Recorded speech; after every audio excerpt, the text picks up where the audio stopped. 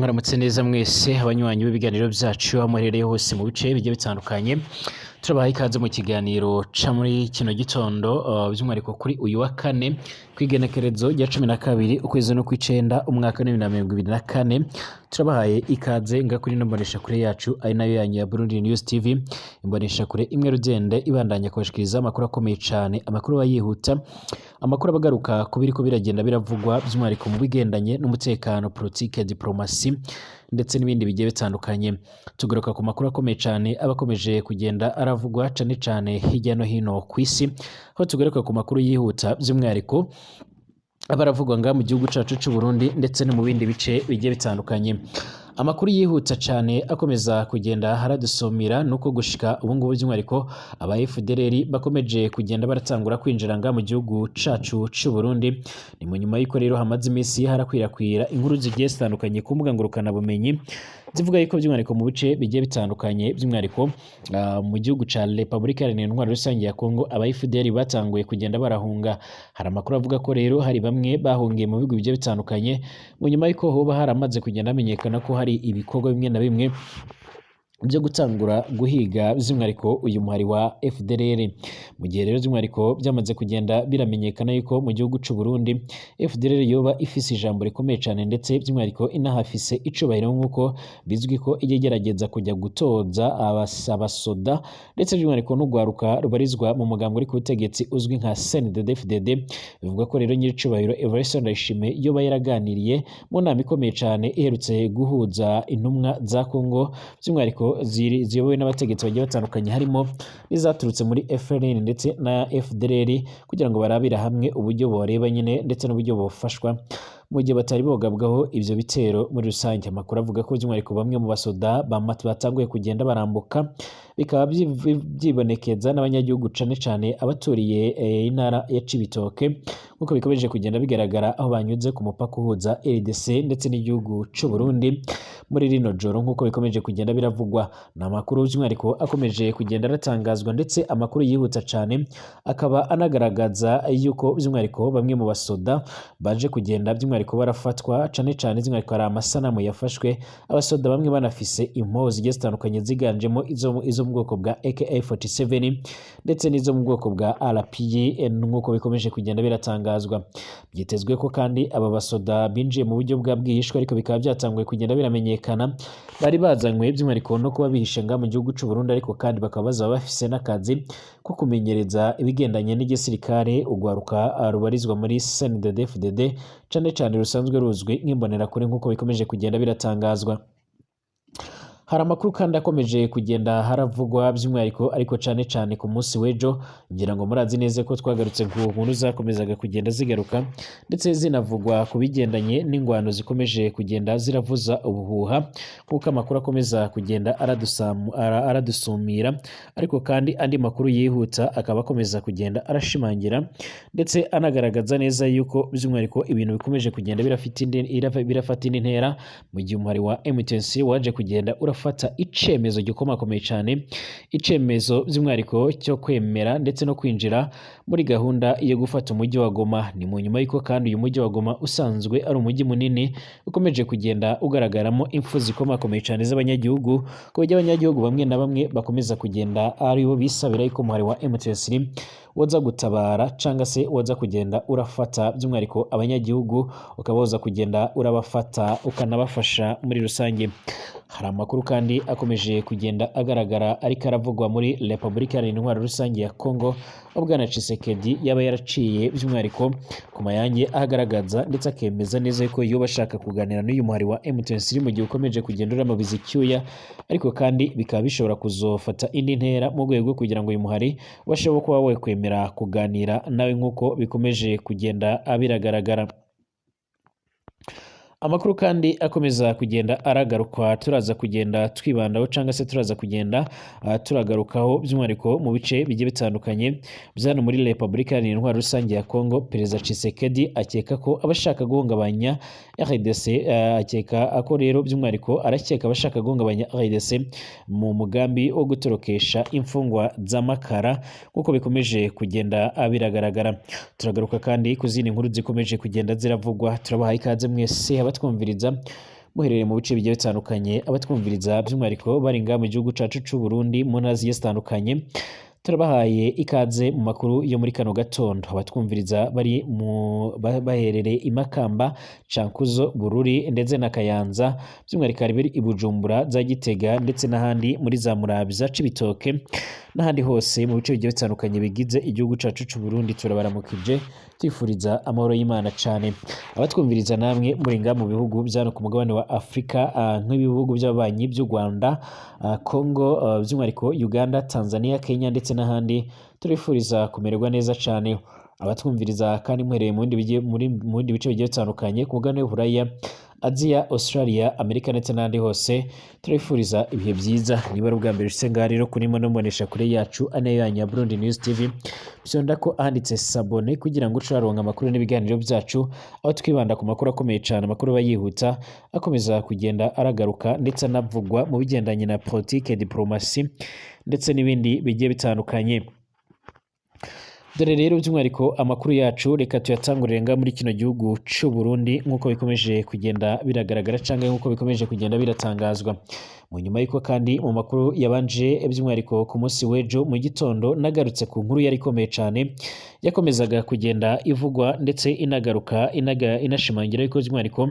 nga muri kino gihugu c'u Burundi ho baherutse guteranira inama ikomakomeye cane inama yaje kugenda irahindura ibintu bigiye bitandukanye ndetse akaba ari inama yaje kugenda irahuriramo abagize umuhari wa FDLR ndetse n'abarongoye FRN ndetse by'umwihariko akaba haraje kugenda harimo n'intumwa zo ku ruhande rw'u Burundi akaba inama yabereye ku mupaka by'umwihariko uhuza by'umwihariko iki gihugu cane iki gihugu c'u Burundi ndetse na Republika iharanira intwaro rusange ya Congo.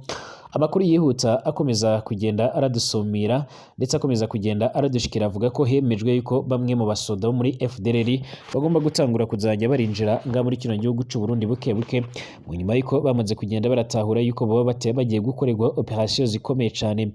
Hari amakuru amaze iminsi arashigwa ahagaragara n'ikimenyesha makuru cya African Intelligence gisanzwe kirakorera ku mugabane w'Uburaya mu gihugu cy'Ubufaransa kibanda ku nkuru zenga ku mugabane wa Afrika za politike zicukumbuye n'amabanga y'ibihugu. Ikimenyesha makuru cyavuze ko rero hoba hari operation ikomeye cyane igiye kuzibasira umuhari wa FDLR urimwe abagize uruhare muri genocide yakorewe abatutsi mu Rwanda muri mwaka w'1994. Amakuru avuga ko rero by'umwihariko mu rwego rwo kugira ngo babashe kuba babona aho bahungira bamwe batanguye kugenda bashaka uburyo bakwinjira ngaha mu gihugu c'u Burundi. Igihugu c'u Burundi rero kirafise akazi gakomakomeye nk'uko bitangazwa mu gihe nacyo cyahise kirasaba yuko by'umwihariko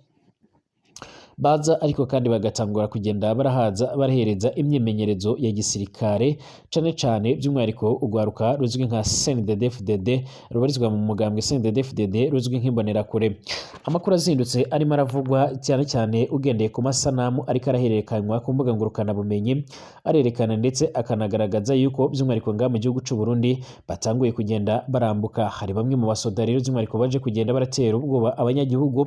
cane bakaba bariko by'umwihariko bagaragaza ndetse banagaragara bambuka bafise impoho zigiye zitandukanye zaba impoho zo mu bwoko bwa AK47 ndetse na RPG ndetse n'ibindi bikoresho bigiye bitandukanye. Ibi byaje gutuma abanyagihugu bamwe bashaka guhunga ariko inzego z'umutekano zirahaba ndetse by'umwihariko binavuga ko haraza gukogwa inama uyu munsi ikomeye cyane yo guhumuriza abanyagihugu aho bagomba kubwirwa ko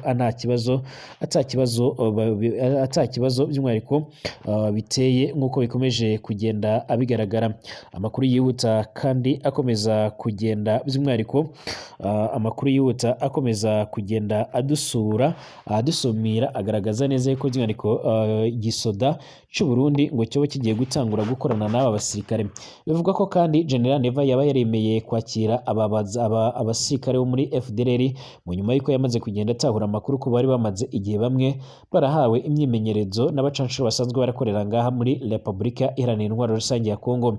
Bikaba bivuga ko rero by'umwihariko nawe yabazanye kugira ngo babashe kuba bamusangiza ubumenyi bamaze kugenda bararonkayo kugira ngo babashe kuba barafatanya gatanu ku kandi nk'uko bikomeje kugenda biratangazwa. Turacarondera ano makuru rero tumenye neza umubare waba bamaze kugenda barashikanga mu gihugu cy'u Burundi ndetse naho baba barashikira ndetse n'uburyo bagiye gutangura kubamo nk'uko bikomeje kugenda biragaragara. Ni amakuru by'umwihariko tukirimo turarondera turaza kugenda turabagezaho by'umwihariko mu bihe bigiye bitandukanye. mu gihe kandi umuhari wa M23 ukomeje kugenda uragerageza by'umwihariko kwigarurira ibice bigiye bitandukanye ndetse ukaba wamaze kugenda by'umwihariko ugerageza ndetse unatangaza neza yuko waba warafashe icemezo cyo kuba by'umwihariko ugiye kubohoza umujyi wa Goma mu nyuma yuko hakomeje kugenda haribonekeza ubwicanyi bumwe na bumwe bukomeje kugenda buratera impungenge ndetse n'amakenga. Amakuru yihuta cyane akomeza kugenda aradusumira nuko bwana Tshisekedi yategetse yuko ingabo zigomba by'umwihariko gukora uko bishoboka byose uyu mujyi ntubashe kuba wofatwa cyangwa se ngo hagire by'umwihariko cyangwa se ngo hagire by'umwihariko n'isasu rikwandagiramo. Ni nako kandi bwana Tshisekedi yaje kugenda agaruka kubiherutse kubera nga muri gereza nkuru ya Makara, aho imfungwa nyinshi zapfuye, izindi ziratoroka, izindi zisafatwa ku ngufu nk'uko bikomeje kugenda biragaragara. Perezida wa Repubulika Iharanira Intwaro Rusange ya Congo by'umwihariko Félix Antoine Tshisekedi Tshilombo akaba mwene Etienne Tshisekedi akeka yuko rero abashaka guhungabanya umutekano w'iki gihugu by'umwihariko bashobora by'umwihariko kuba bari inyuma y'umugambi wo gutorokesha imfungwa zo muri gereza nkuru ya Makara iherereye ku mugwa mukuru w'iki gihugu ca Congo Kinshasa. Ibi yabigaragarije by'umwihariko yabigaragarije abaminisitiri mu nama idasanzwe ubwo by'umwihariko baganiraga by'umwihariko ku mfungwa zika ku 131 zapfiriye muri Ingereza mu rukerera rwo kwigenekerezo ya 2 Nzeri umwaka 2024 ubwo rero zimwe muri zo zageragezaga kuba zotoroka iryo bohero. Mu nyuma y'uko kandi bivuga ko iyo bohero ari rimwe mu bohero rigereranywa n'umuriro w'itanura aho by'umwihariko uvuyemo adapfuye ashima Imana. Benshi bahuriza ku kuba by'umwihariko atasuku, atamazi meza, atabifungurwa bihaba ndetse bagahuriza noneho ngo kuba by'umwihariko rimwe mu bohero ryari ryarataganyirijwe abantu bashika ku 1,500 ubu ngubu rero rikaba ribarizwamo abantu bashika ku 15,000 hari ngabo bakeya. Kuko ibiro bya minisitiri w'intebe bibisobanura, Perezida Tshisekedi rero yasabye igisirikare, igipolisi ndetse n'abashinzwe iperereza kwifatanya mu gukurikirana ibindi bikorwa rero byo gutoroka ndetse n'aba baragizemo uruhare. Uyu mukuru w'igihugu kandi yasabye kandi ko by'umwihariko mu gihe iperereza ryazaba ry'umwihariko rirangiye abazagaragaza ko rero bo bigizemo uruhare mu mugambi wo gutorokesha ndetse no gutoroka iyo gereza ya Makara baba abarimo imbere ndetse n'abari hanze ko iby'umwihariko bozofatirwa ibindi bihano bikakaye. Ni bwana Perezida Tshisekedi kandi agaragaza neza ko mu bagizemo urwo ruhare by'umwihariko bashobora kuba harimo rero abashaka guhungabanya umutekano w'abanyagihugu, abisanisha n'ibyabereye kandi muri gereza ya Bunia mu ntara ya Ituri iherereye mu burasirazuba bwa Repubulika Iharanira Intwaro Rusange ya Congo hari ku igenekerezo ry'indwi Nzeri umwaka 2024. Ibiro bya minisitiri w'intebe rero byagize biti adakuyeho ko rero adakuyemo rero ko ukuboko k'umukara by'umwihariko ko abashaka gusubiza inyuma ibyagezweho by'umwihariko na guverinoma gushoboka by'umwihariko ashingiye kandi kurindi gerageza ryateguwe muri Bunia ku igenekerezo ry'indwi Nzeri umwaka 2024. Perezida Tshisekedi rero yarasabye igisirikare cacu ndetse n'inzego z'umutekano kuba maso mu buryo bukomakomeye cyane. Umuvugizi wa guverinoma ya Repubulika Iharanira Intwaro Rusange ya Congo bwana Patrick Muyaya yarasobanuye ko rero iperereza ririko rirakogwa ku mfungwa by'umwihariko ndetse n'ishami ry'umuryango w'abibumbye rijejwe uburenganzira cyangwa agateka kazina muntu muri iki gihugu kandi ko by'umwihariko bizovamo bizomenyesha by'umwihariko mu minsi 7 iza. Ariko kandi amakuru akomeza kugenda aradusumira ndetse anagaragaza neza yuko by'umwihariko ngaha hano muri Congo by'umwihariko bakomeje kugenda hagaragara ibibazo bigiye bitandukanye. Bamwe mu bafungiwe muri rino bohero ntibajya umunwa mu kugaragaza ndetse no kwerekana neza yuko by'umwihariko ari rimwe mu mabohero mabi cyane anateye ubwoba, aho benshi bagiye barayagereranya n'umuriro nk'uko bikomeje kugenda abiragaragara. Amakuru kandi by'umwihariko akomeza kugenda aradusumira avuga ko kandi by'umwihariko uwari umuyobozi mukuru w'iri bohero ariko arashakishwa byanze bikunze mu rwego rwo kugira ngo abashe ku by'umwihariko kuba yotabwa muri yombi. Ni mu gihe kandi amakuru akomeza kugenda adusumira akomeza kugenda by'umwihariko agaragaza ndetse akanerekana neza yuko by'umwihariko hakomeje kugenda arakogwa amatohoza. Aya matohoza kandi atanguye kugenda arakogwa mu gihe by'umwihariko hakomeje kugenda haragaragara ndetse hanibonekeza imfungwa zirenga 1000 zoba zaramaze kugenda zirabura cyangwa se zoba zaramaze kugenda by'umwihariko ryaba yaramaze kugenda by'umwihariko nk'uko bikomeje kugenda biratangazwa ryaba yaramaze kugenda by'umwihariko zitoroka mu nyuma y'uko bamwe bagerageje kugenda bacika bararaswa ku buryo bukomeye cyane.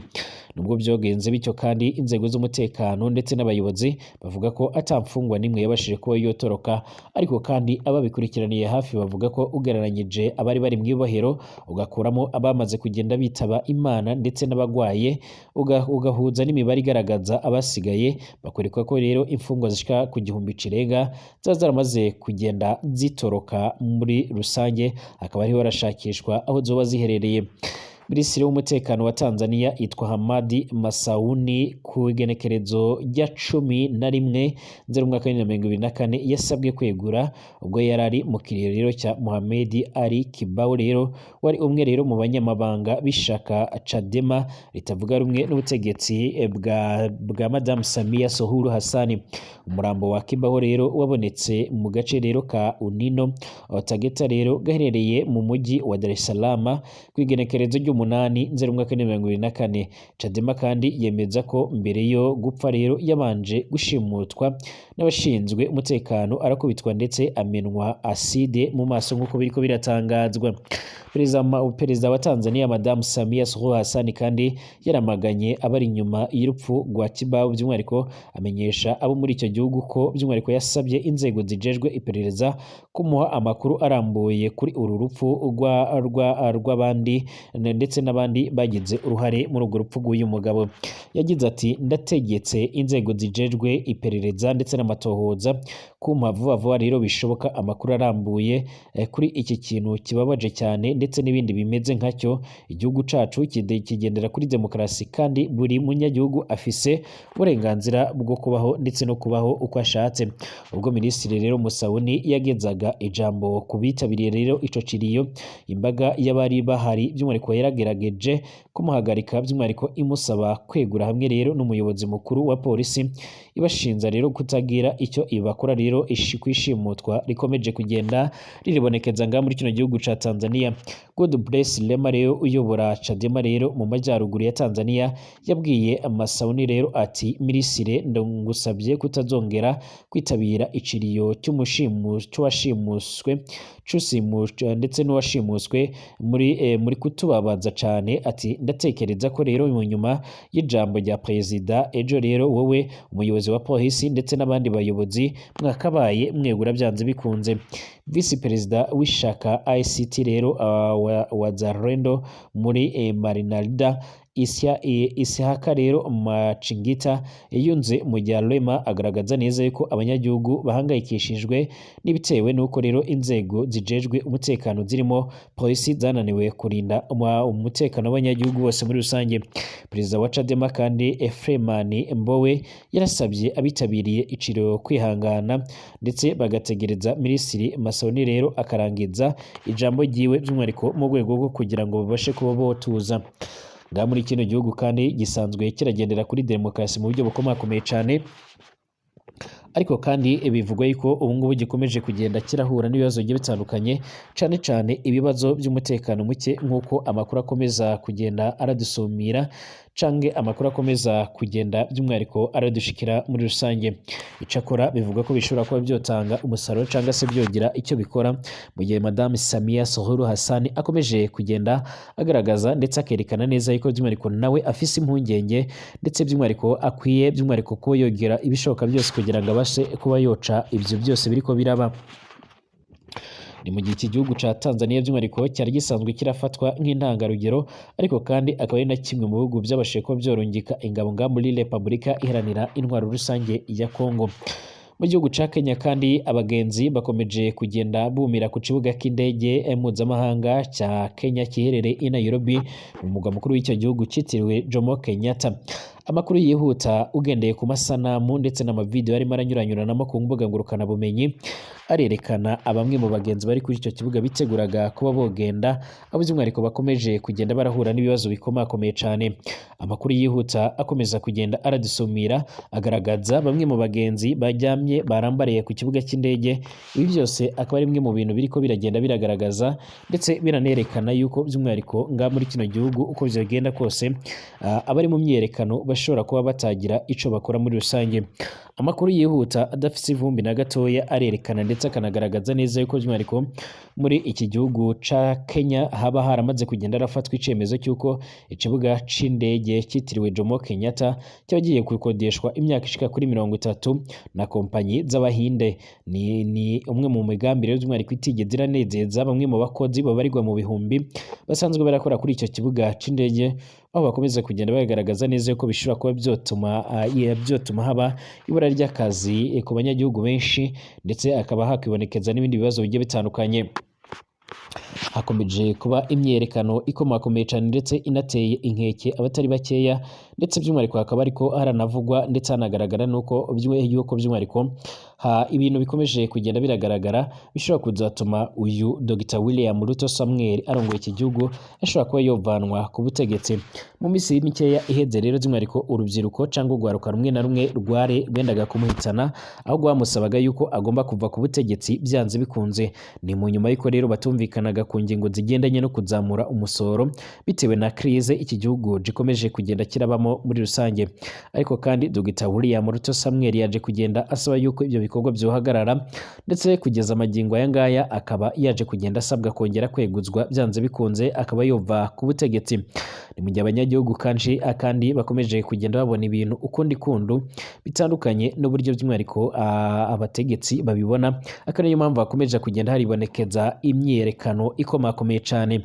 Nta makuru rero agaragaza by'umwihariko